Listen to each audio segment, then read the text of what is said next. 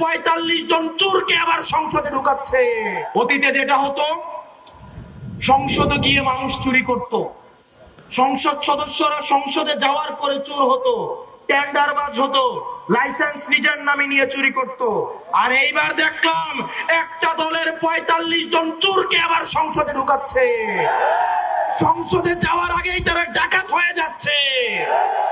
আবার election commission হেসে হেসে বলছে, মনে কষ্ট নিয়ে তাদেরকে যেতে দিলাম। আপনাদেরকে ডাকাতদের এবং চোরদেরকে সেফ এক্সিট দিয়ে সংসদে পাঠাতে আপনাদেরকে এই ইলেকশন কমিশনে বসানো হয় নাই। আগামী বাংলাদেশ কখনোই ঋণ খেলাপিদের হাতে উঠাই দিব না। আগামী বাংলাদেশ ব্যাংক ডাকাতদের হাতে তুলে দিব না। ব্যাংক ডাকাতদের জন্য, ঋণ খেলাপির জন্য এই বাংলাদেশের প্রত্যেক ইঞ্চি মাটিকে আমরা জাহান্নাম বানাই ফেলবো। এই ঋণ খেলাপিরা ব্যাংকের থেকে ঋণ নিয়ে বিদেশে পাচার করে তাদের পরিবারের জন্য বিদেশে সেফ হেভেন এবং বেগম পাড়া বানায়। আমাদের দেশের তরুণ প্রজন্ম কর্মসংস্থানের অভাবে কি নিদারুণ করুণ জীবন যাপন করে, আর এদের সন্তানরা বিদেশে থেকে মাদকের জীবন, বিদেশে থেকে বেলাল্লাপনার জীবন যাপন করে।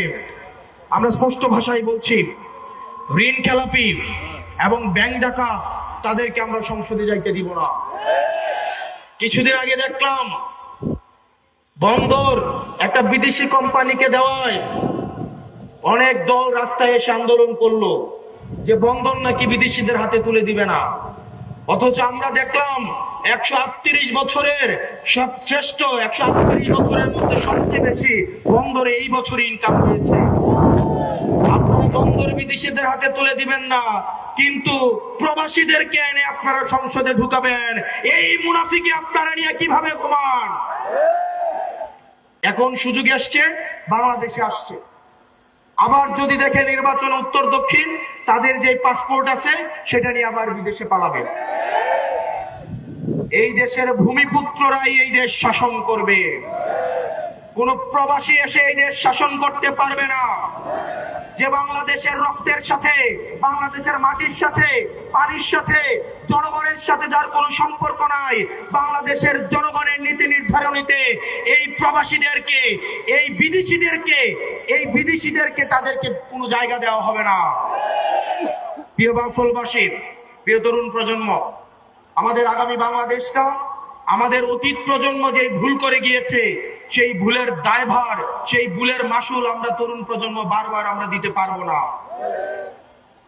ইতিহাসের প্রত্যেকটা প্রান্ত প্রান্তে আমাদের অতীত প্রজন্ম ইতিহাসের ভুল প্রান্তে তার অবস্থান নিয়েছে এবং সেটার দায় আমাদেরকে রক্ত দিয়ে আমাদেরকে সেটার দায় শোধ করতে হয়েছে।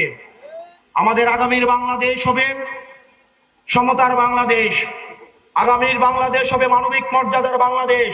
যেই বাংলাদেশে মত প্রকাশের জন্য আপনাকে গুম করা হবে না, যেই বাংলাদেশে মত প্রকাশের জন্য আপনাকে ক্রস ফায়ারে দেওয়া হবে না, যেই বাংলাদেশে মত প্রকাশের জন্য বাড়ি থেকে উঠিয়ে নিয়ে যাওয়া হবে না, যেই বাংলাদেশে আপনার অধিকার আদায়ের জন্য বাংলাদেশ পরিচয়ের বাইরে আপনাকে হিন্দু পরিচয়, মুসলমান পরিচয়, বৌদ্ধ পরিচয়, খ্রিস্টান পরিচয়, পাহাড়ির পরিচয়, সমতলের পরিচয় আপনাকে ব্যবহার করা লাগবে না। আপনার কেবলমাত্র পরিচয় আপনি বাংলাদেশি।